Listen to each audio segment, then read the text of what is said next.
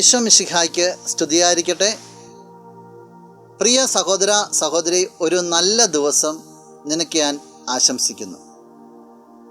ഇന്നത്തെ നിൻ്റെ ജീവിതം ഏറ്റവും അനുഗ്രഹിക്കപ്പെട്ട ഒരു ജീവിതമായി തീരട്ടെ എന്ന് ഈ ഈശോയുടെ നാമത്തിൽ ആശംസിക്കുന്നു.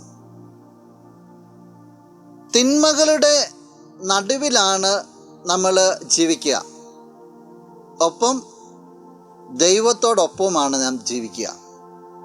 നാം ദൈവത്തോട് കൂടെയാണെങ്കിൽ ഈ ലോകത്തിൽ ഒരു തിന്മയെയും നമുക്ക് പേടിക്കാനില്ല. വിശുദ്ധ മർക്കോസ് അറിയിച്ച സുവിശേഷം 3-ാം അധ്യായം 27-ാം തിരുവചനം ഇങ്ങനെ പറയുന്നു: ശക്തനായ ഒരുവൻ്റെ ഭവനത്തിൽ പ്രവേശിച്ച് വസ്തുക്കൾ കവർച്ച ചെയ്യണമെങ്കിൽ ആദ്യമേ അവനെ ബന്ധിക്കണം, അതിനുശേഷമേ കവർച്ച നടത്താൻ കഴിയൂ. ശക്തനായ ഒരുവൻ്റെ വീട്ടിലേക്ക് കവർച്ച ചെയ്യാൻ കിടക്കുമ്പോൾ അവൻ ശക്തനാണ്. കവർച്ച ചെയ്യണമെങ്കിൽ അവനെ ബന്ധിച്ചതിന് ശേഷമേ സാധിക്കുകയുള്ളൂ. ജീവിതത്തിൽ നീ നിൻ്റെ ദൈവത്തോടൊപ്പമാണെങ്കിൽ ആർക്കും നിന്നെ കവർച്ച ചെയ്യാൻ സാധിക്കുകയില്ല. ഒരു തിന്മയ്ക്കും നിന്നെ തൊടുവാനായിട്ട് സാധിക്കുകയില്ല. തിന്മ എപ്പോഴാണ് കടന്നു വരിക? നിൻ്റെ സംരക്ഷണ ഭിത്തികളെല്ലാം ഓരോന്നോരോന്നായിട്ട് പൊളിച്ചെറിയും, നിൻ്റെ ശക്തി ക്ഷയിപ്പിക്കും. അവിടെ തിന്മ കടന്നു വരിക. തിന്മയെ പേടിക്കേണ്ട കാര്യമില്ല, പക്ഷെ ഒരു കരുതലുണ്ടാകണം. ശക്തനാണ്, ഏത് രീതിയിലും നിന്നെ സ്വാധീനിക്കാം.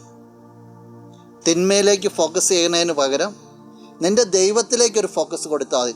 ശക്തനായവൻ്റെ കൂടെ ഞാൻ എന്നും ഒട്ടിച്ചേർന്നിരിക്കുന്ന ഒരു തീരുമാനം മാത്രം മതി. ഒന്നിനും നിന്നെ തോൽപ്പിക്കാൻ സാധിക്കുകയില്ല. ഈ ഈശോടൊപ്പം ആയിരിക്കാൻ നിനക്ക് സാധിക്കട്ടെ. നമുക്ക് പ്രാർത്ഥിക്കാം. കണ്ണുകൾ അടച്ച് കരങ്ങൾ കൂപ്പാം.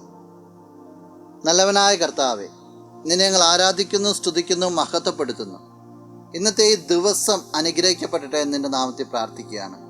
ഈശോയെ, നിന്നോടൊപ്പം ഒട്ടിച്ചേർന്നുകൊണ്ട് എപ്പോഴും ശക്തി കൈവരിക്കുവാനും നിൻ്റെ സംരക്ഷണ വലയത്തിലായിരിക്കുവാനായിട്ട് ഈ വ്യക്തിയെ അനുഗ്രഹിക്കണമേ.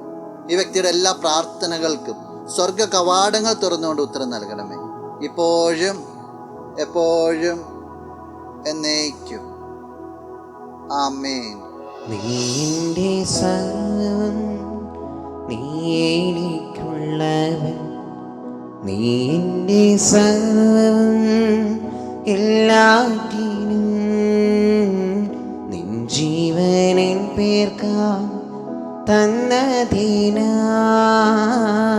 നീ എൻ്റെ സർവ്വം, എല്ലാറ്റിനും നീ എൻ്റെ സർവ്വം.